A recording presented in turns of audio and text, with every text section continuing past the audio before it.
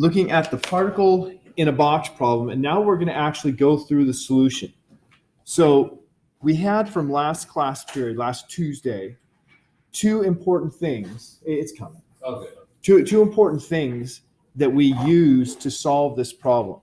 One is, of course, having an understanding of the physical arrangement for a particle in a box. And as you'll see in 5 seconds, we have the particle in the box means that you have an infinite potential well. Zero potential energy if the particle is inside the box, infinite potential energy if the particle is outside of the box.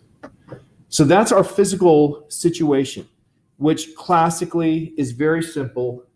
The particle has to be in the box. It can have any energy possible, but it's going to have to be in the box because it can't have an infinite amount of kinetic energy. Quantum mechanics, we're going to see some different things. The second thing is the Schrodinger equation, the equation that I have there in the magenta box. And the Schrodinger equation is how we're going to actually find all of the information about this particle. So we start right off and say there are 3 regions. So I'll label them Roman numeral 1, Roman numeral 2, and Roman numeral 3. And we're going to find solutions to the Schrodinger equation in each of the 3 regions. So I'm going to start in region 1. And I know I have to go off to the side here. Region 1, potential energy equals infinity. So my Schrodinger equation is going to be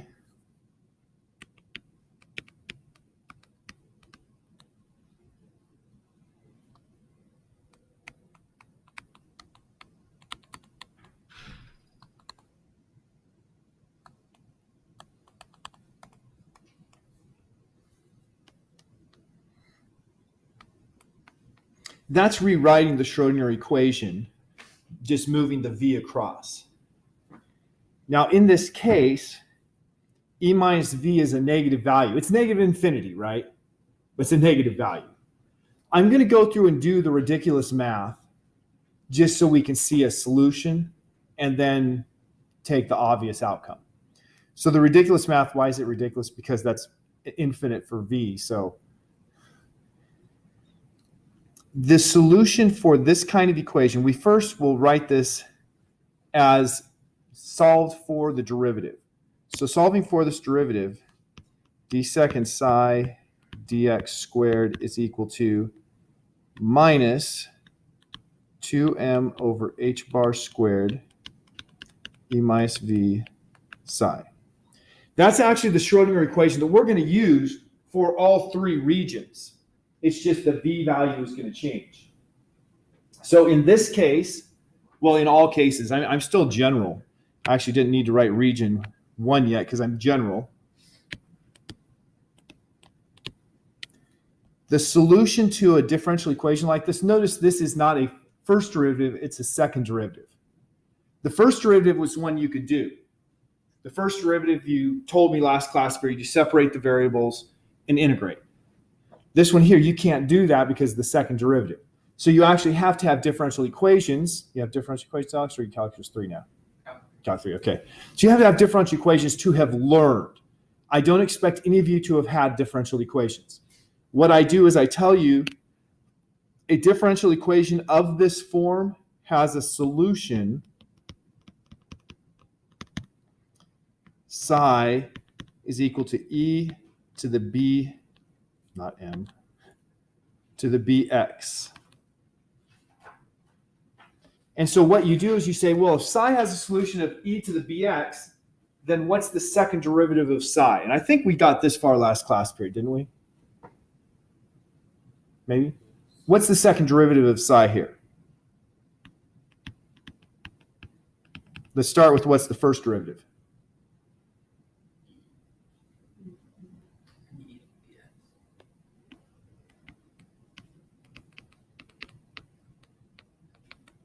Oops, that's supposed to be a psi. So the first derivative is just multiply by b. So what's the second derivative going to be?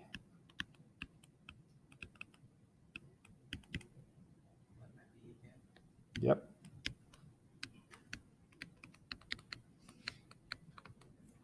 So if we put this solution form into our equation, it's going to give us b squared psi equals minus 2m over h bar squared times e minus v psi.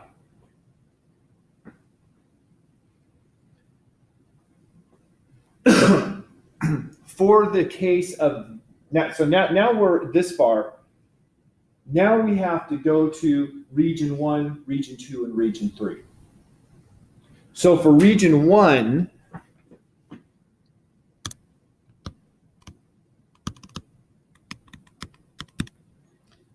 that's colon, v equals infinity, so minus 2m over h bar squared e minus v.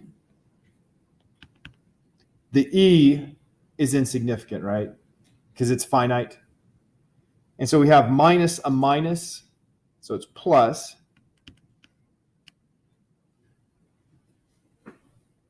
That's plus infinity.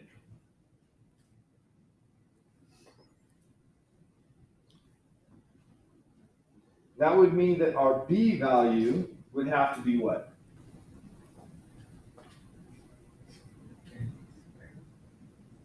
Square root. All right. If I solve that for b, I would have b is equal to plus or minus the square root of infinity. Well, what's the square root of infinity? It's still infinity, that's right. So we have two solutions. B is plus infinity or B is minus infinity. Now we have to make sense of this. Remember, I said this is kind of ridiculous math for doing this part because we have the infinity. That's what the ridiculous is. So now I have two solutions. My psi is going to be a linear combination. So I'll put a e to the infinity x plus b e to the minus infinity x. Still a stupid solution because of the infinity. Why do we what? Why did it come out to that? Okay, why did it come out to that? That's a very good question. It's a very good question. We found two values for b. So we said the solution has the form of psi is equal to e to the dx. Since we had two b's, that means we have two solutions. We have e to the plus infinity x and e to the minus infinity x, two different solutions. Either one is a correct solution. And so our complete solution is just a linear combination, some constant times the first one plus some constant times the second one.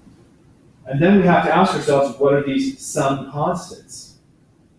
And so that's my next step in this process is thinking about those, what must those constants be? So now I have to turn to another rule for quantum mechanics. This wave function, it needs to be what we call normalized. That means that the wave function, we learned in class, the other class, that the probability, I think it was in the other class, the probability of finding a particle is proportional to the wave function squared.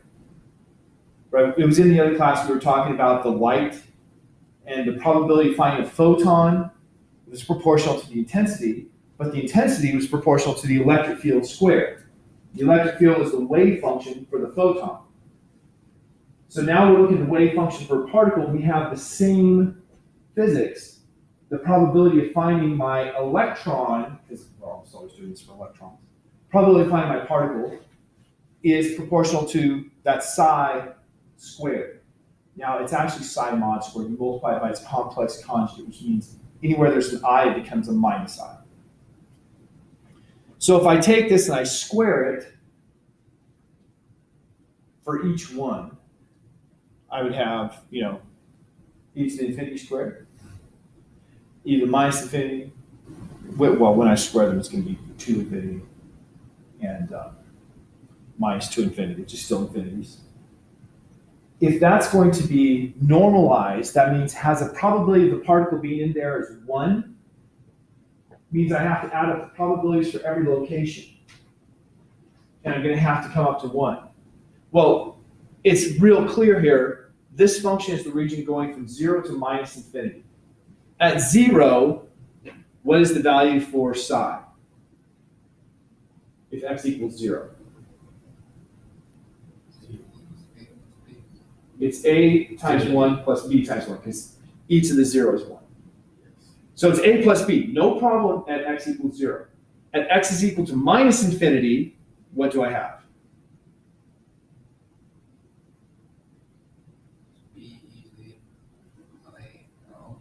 Okay, you have a times e to the infinity times minus infinity. That's e to the minus infinity. What's e to the minus infinity? 0. So the first term is 0. That's not a problem. The second term is going to be b to the minus infinity times minus infinity. So b to the plus infinity, which is infinite. That would require me to have an infinite probability of the particle being there. But that's not possible, so I have to force b to be 0 to make it so my wave function can make sense. So we call that a boundary condition. It's a boundary condition. In this case, normalization, the sum of all probabilities has to be 1. And so for normalization, this b has to be 0. So my solution is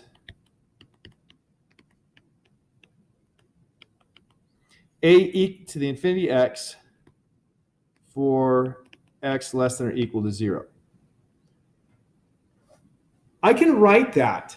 This is all reasonable math, except for I'm not using approaching infinity. I'm saying equals infinity. But if x is not 0, what is e to the minus infinity times, or e to the plus infinity times a negative value that's not 0? It's always going to be 0. Hence, that term really is 0. I thought I had to add the equal. I thought they had to add the equal one. Over all space. This is not all space. This is one part of the region. But you can't have it go to infinity in any region and still have it add to 1. So it can reach zeros at places, but it can't reach 1s. So in fact, it turns out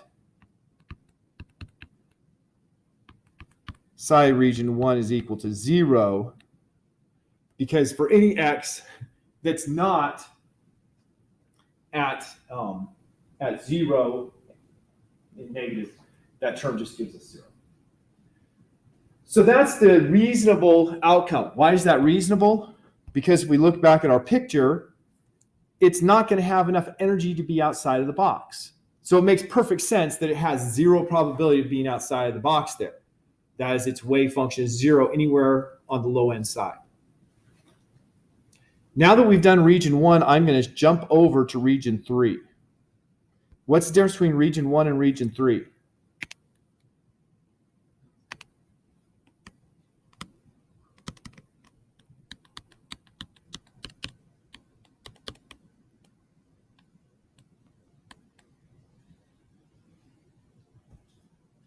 Look at our picture. What's the difference in region 1 and region 3? Well, above 0 and below 0. Yeah. The only difference is one is x below 0 and one's x above 0. And so all of the work that we have done is exactly the same, except it's going to turn out that it's the term with the e to the minus infinity x is the one that doesn't have to have b as 0, but it turns out that e to the minus infinity times x is always going to be 0. And so I'm also going to have psi in region 3 is equal to 0. So I've solved my wave function in the two exterior regions. And it's just what you would have had from classical physics. No shocks. Now let's look at what it is inside, because classical physics, if we're inside this box, what can you tell me about the particle's position and energy? Inside the ball? Yeah. It's got 0 energy. Doesn't have to have 0 energy. I could have thrown it in the box. It would have some kinetic energy then. The energy is constant. Okay, you'd say the energy is constant, And classically, you'd say at any value. It could have, the particle has energy here or here or here, or anywhere in between. Any energy would be possible. And if I were to ask you, where is it most likely to be found, what would your answer be? If I take 500 measurements and I say, okay, so I got it here, here, here, here, here, here, here, here, here, here, here. And then I draw out, the probabilities based on my measurements. What is the probability of it being like here compared to here, compared to here, compared to here, compared to here? How do those compare? They'd all be the same. Classically, you'd have any energy and it could be anywhere in there with equal probability. That's not going to be what we find with quantum mechanics. That's where things are going to be different. Now, if we didn't have an infinite boundary, we would have much more differences. So now we take this same solution up to here, and we're going to go to region 2. I know I went higher here. So take this equation that's in the box. Let me just copy and paste to save myself some time.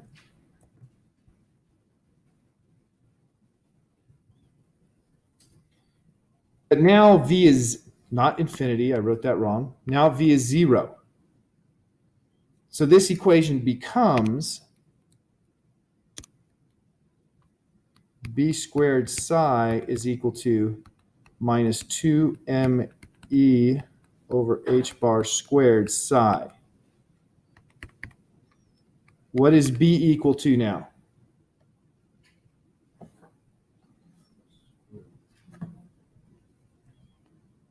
Okay, we have to have a plus or minus with that square root. Anytime you take a square root, you have two values. Many times we throw one away, but we have to have a reason for it. And then what's inside is minus 2me over h bar squared. Now, just to make sure we're keeping track of where we are in life, we had a potential energy of 0. What can you tell me about the kinetic energy? It's always 0 or 0 or above 0, because when it's moving, it has a kinetic energy 1/2 mv squared, classically. And so that's v squared, it's always going to be positive. M is positive, v squared. So E is positive, M is positive, h bar is a positive constant. I have a square root of a negative value. If we were back in 3rd grade, I don't know when we learned square roots, but when we first learned square roots, we would have said, you can't do a square root of a negative value. Don't you wish you were still in whatever grade that was? You get to higher math and you say, well, that's why we invented the imaginary. If you read Calvin and Hobbes, what's an imaginary number? Oh, something like, what does he say? Square root of 3. Like 20 or, no, it just makes up names. So what we're going to do is say, let us define, K is defined as the square root of 2me over h bar squared. So this is equal to plus or minus square root of -1 is ik. So now we can say our wave function is psi in region 2 is equal to, I'll use A and B again, ae to the ikx plus b e to the minus ikx. That is a perfectly good solution, and I could move forward from that. But we don't.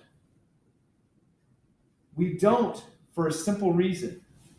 There is a mathematical equivalence to an exponential, to an imaginary number that makes our lives easier. Yes, we use the Euler Relation. You guys may or may not know the Euler Relation. I can't remember if I talked about this last class period or not. I've got the quantum physics class. I prepare beforehand. All of these things meld together into, I'm not sure. But the Euler relation is e to the I theta is equal to cosine theta plus I sine theta. And so if I use that, then I would have my psi in region 2 is equal to a cosine theta plus IA sine theta plus b cosine of, oh, I shouldn't have put thetas, I should have put kx's, right? Minus kx plus IB sine of minus kx. Now you look at this and you may think the teacher's gone off the rails. That's not easier, that's longer, it's harder. But it's not really. It's not going to be shorter in the end. It's going to be easier. What can you tell me about cosine of minus kx?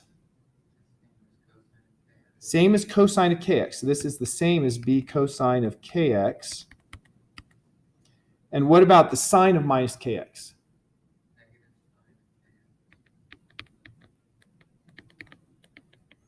So using the rules for sine and cosine of a negative angle, I'm able to rewrite this, and now I can combine terms. So these two terms give me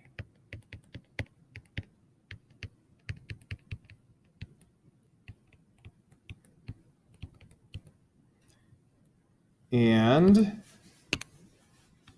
these two terms give me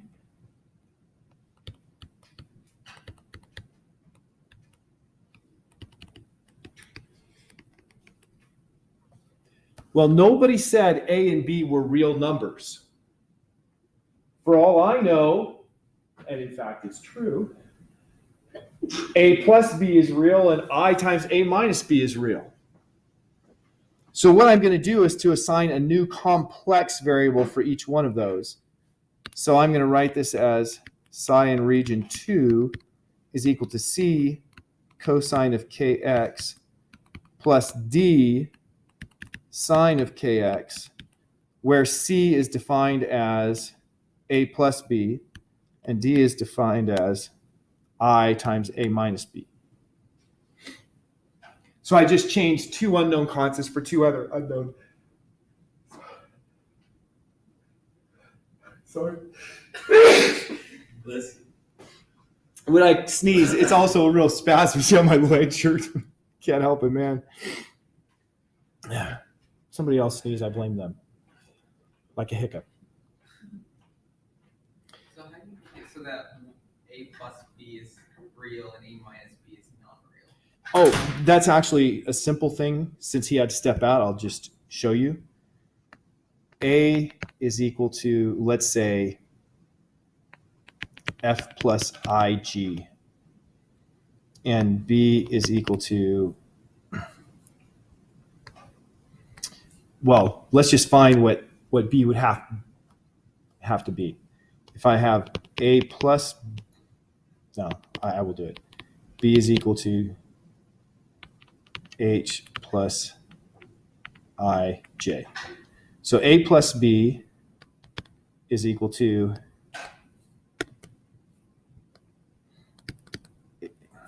I can't do math. F plus H is my reals plus I times G plus J, right? So, let's go to the next step. A minus B is equal to F minus H plus I times G minus J. And so the way to make it so they're both real is if G plus J equals 0, therefore G is equal to minus J, and if F minus H equals 0, therefore F equals H. And so what that means is you have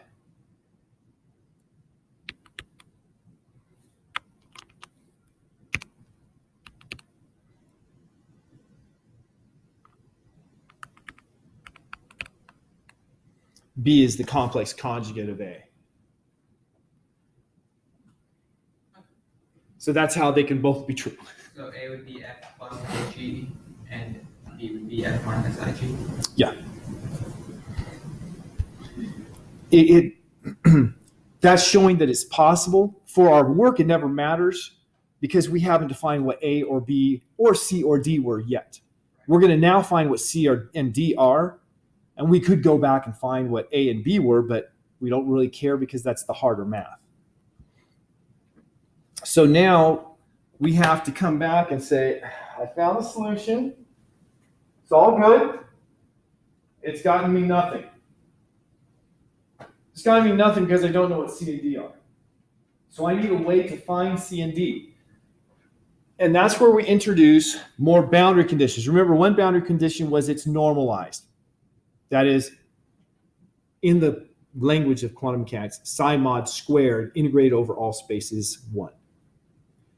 But the second one is that I must have, and this comes actually from the Schrodinger equation, but I must have, do I have boundary conditions written down here? Yeah, I just have applied boundary conditions written. Okay, so the next thing is the solution in my slides. Just want to make sure what I have written.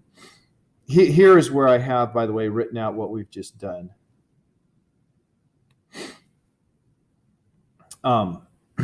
So boundary conditions.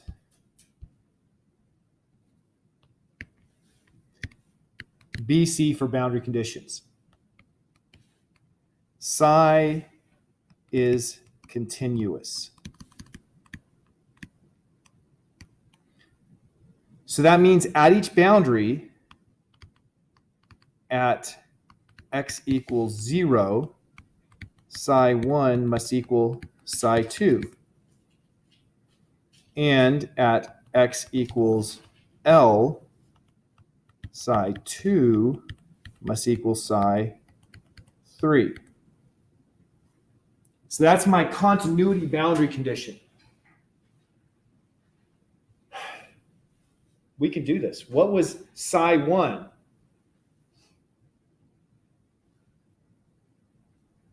Zero. This is not a hard boundary condition.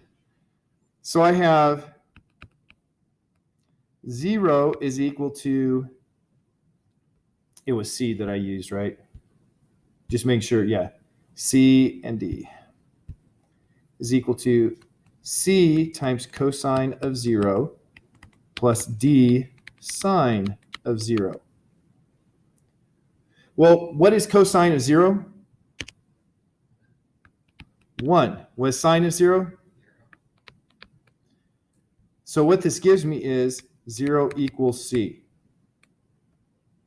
Well, life just got easier. I now only have one constant to determine because C is 0. So let's go for the second boundary condition. Second boundary condition, I'm not going to put C cosine because C is 0. So I'm just going to have D sine of KL is equal to 0. Now, there are two ways to make this true. What are the two ways to make this true? KL equals 0 or D equals 0. Almost. K or L equals 0. Sine of KL equals 0. Now, if D is equal to 0, then what do I have for psi in the middle? 0. What's the probability of finding a particle if psi is 0 everywhere? Not good. It's not good. It's 0. So we immediately throw out the D equals 0 because that would be no particle.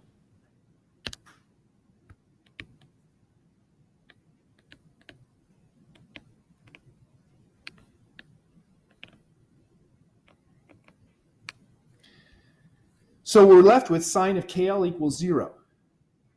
So now we just think about, what do we know about sine? Well, sine of theta is 0 when theta is equal to what values? 0, pi, 2 pi, etc., right? And so what we have here from the second one is KL must be equal to an integer multiple of pi. So this is a result of the boundary conditions. Now we're getting somewhere.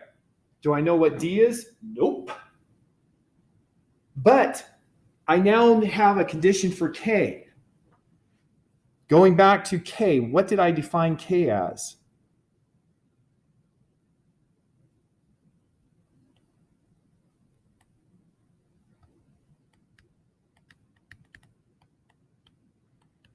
It was square root of 2me over h bar squared.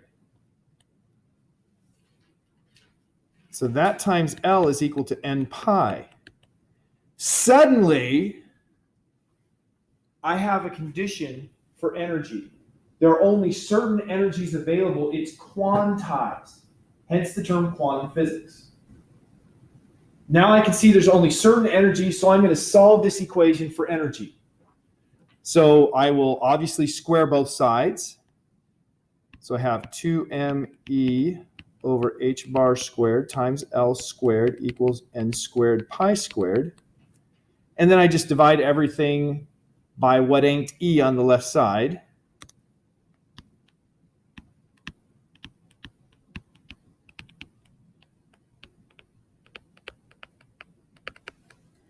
And that gives me the equation energy. And I'll put a subscript n because there's any n is possible, right? My equation would be true for n equals -5, 27, any n value. We're going to limit that, but that's what we have right now.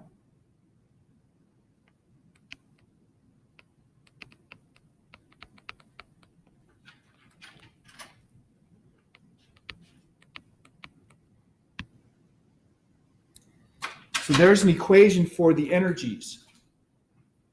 Now I said any energy, any n value works. There's one n value that is absolutely forbidden. If n is 0, then my sign term is always 0. So once again, I have a trivial solution of no particle possible. So n equals 0 is not allowed. And notice we have a symmetry here. If n is -1, it's the same as n equals +1. So we only take the positive values. So in practice here, n is equal to any positive value. So we now have only specific energies available for a particle in the box. And those energy are integer squared multiples of this h squared pi squared over 2ml squared. And so now I used A instead of L here. So my equation here looks different because it has A instead of L, but it's otherwise exactly the same equation. So we have quantized energy levels, only certain energies possible. So what this is showing is the energies on the vertical axis and the n values. So if n equals 1, our energy is going to be 1 times h bar squared pi squared over 2m a squared L squared. Remember L versus A. I don't know why I used L some places, A some places. If n is equal to 2, it's going to be 4 times E1. If n is equal to 3, it's going to be 9 times E1 and so on. So that's why the spacings here are not even, because you have 1, 4, 9, 16. Now that's an important thing in quantum physics. What we saw in the other class was a case where the energy was an integer multiple. Well, actually, what did we see in the other class? Yes, with the photoelectric effect, the energy of a photon, it was an integer multiple of HF. You can have 1 photon, 2 photons, 3 photons, so it's HF, 2HF, 3HF, 4HF. Here, it's 1 E1, 4 E1, 9 E1, and so on. So it's not the same levels. That's the same thing that we have in the hydrogen atom. The hydrogen atom is 1 over n squared. And so you have the ground state energy minus 13.6 electron volts divided by n squared. So if n is 2, you have minus 13.6 divided by 4. If n is 3, you have minus 13.6 divided by 9, and so on. Quantized energy levels, but not necessarily all the same steps between them. The second thing that's shown in this picture is what psi looks like. So remember, psi, what we found is not what's shown there. There's one more step to get there. We had psi was c cosine kx plus d sine kx. We have now found that KL is equal to n pi. So if I put that into psi, I'm going to have psi in region 2 is equal to d sine, instead of k, I'm going to put n pi over L.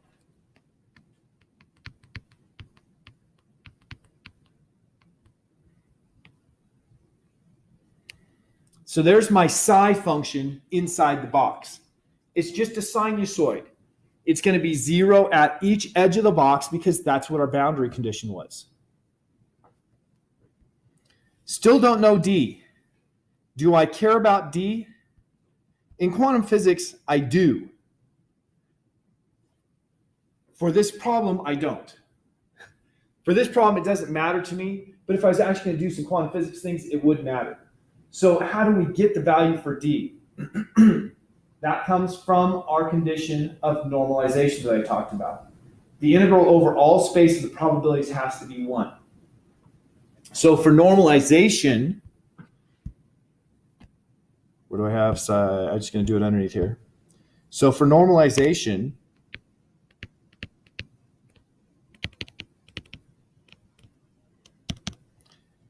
the sum of all probabilities is equal to 1. Because I have a continuous distribution of position, my probability is equal to psi mod squared dx, and the sum of the probabilities is equal to the integral from minus infinity to infinity of psi mod squared dx.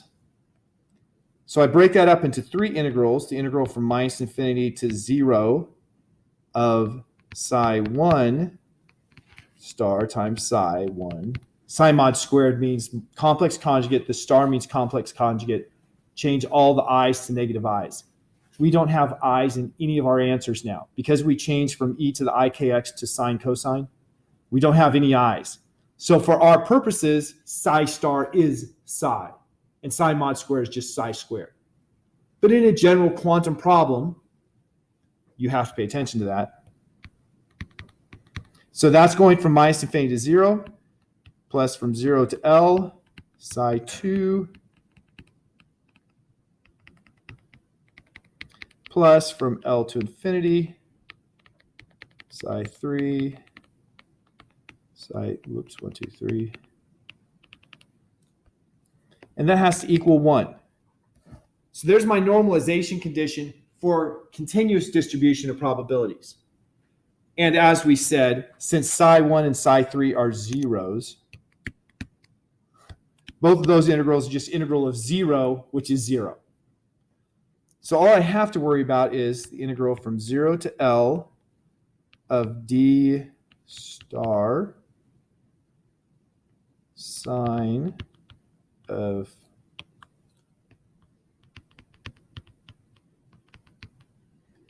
d sine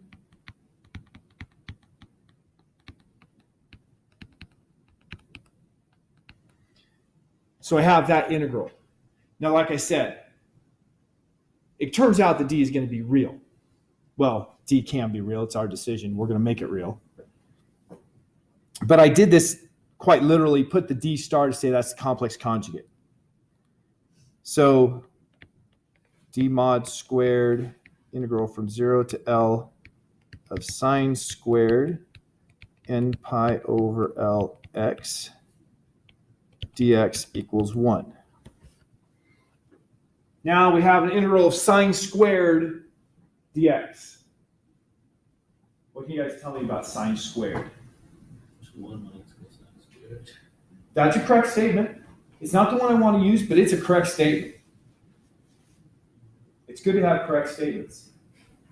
For all he knew, that could have been where I was aiming for, just to make sure everybody doesn't think, well, he was silly to choose that one. Another way of writing it is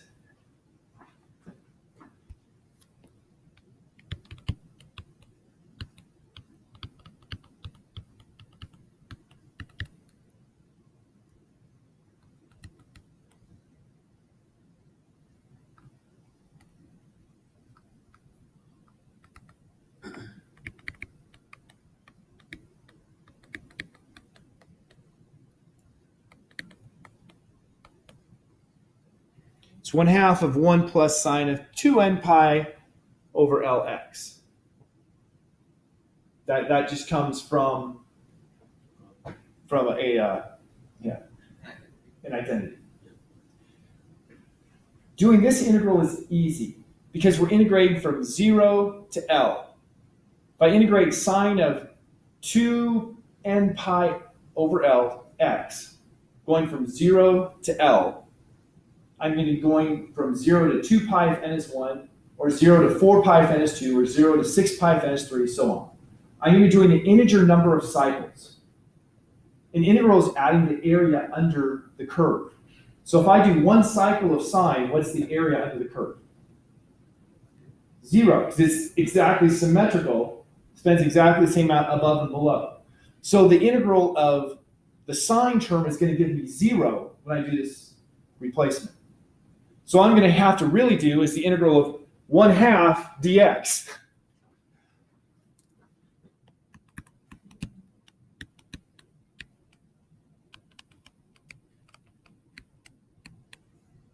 And every one of you could do that integral in your sleep, right? I don't do integrals in my sleep. But you could. I don't want to. I sleep in my sleep. Maybe you guys aren't bedeviled like me. When I worry about something, I think about it in my sleep. That's I only don't have to worry soccer. about integrals. Only soccer for you? Back when I was in high school, when I was working night shift at the dairy, I really worried about sleeping through my alarm. And I would have nightmares all night long about sleeping through my alarm.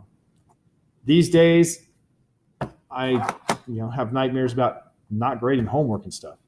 If I was doing calculus, I'd have nightmares about doing calculus. I don't have nightmares about things that I'm worried about, but I just don't give enough thought to calculus. To do integrals in my sleep. Anyhow, that's non-germane. It's my experience. Integral of 1/2 dx. What's that?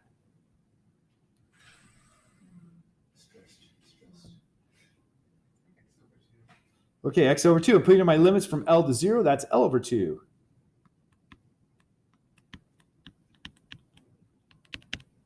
And remember, this whole integral was equal to 1.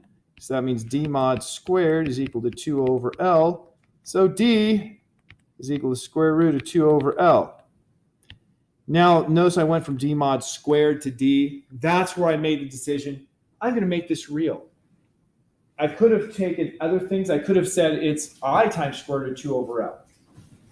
Because if I take the mod squared of I times square root of 2 over L, that's I square root of 2 over L times minus I square root of 2 over L minus I times I is 1. That gets the same answer. So I have the choice of what that, it could be times e to the I theta, where theta is any value. So there's my d. So that's how this psi equation was arrived at completely. It's normalized. We have the energies. We're almost done with this problem, which is good because we're almost done with the class period. The last thing, remember we looked at the box and I said, what would you say classically about the energy? What was the answer? It could be anywhere. And then I said, class with equal probability, classically, what is the position? And it was anywhere inside the box with equal probability. Well, now we're going to look at this and say, psi mod squared tells me about the probability of where the particle is. And if I take these sinusoids and I square them, like let's take the blue one. If I square the blue one, what's it going to look like?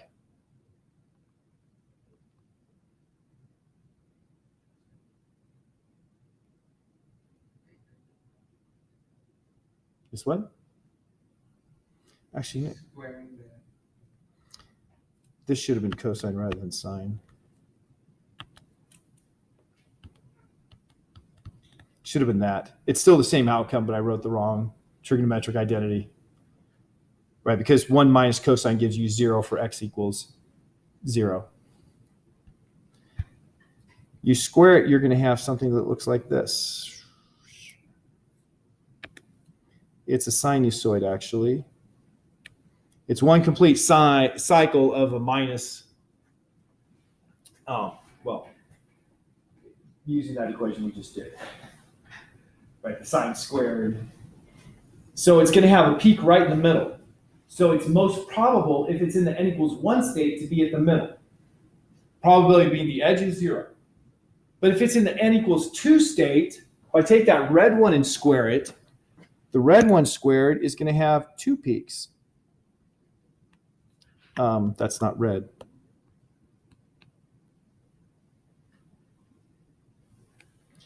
So it's most probable to be here or here. Either of those are equally likely. What's the probability that it's at the center of my box if it's in the n equals 2 state? If its energy is 2 squared times the ground state energy, what's the probability to be the center? 0, because that came down to 0 right there. So it is equally probable being here and here, 0 probability of being here. If I took a whole bunch of measurements, where would the average position of those measurements be? Right here. So its most likely position is here, here. Its average position, it cannot ever be found there. A little different, right?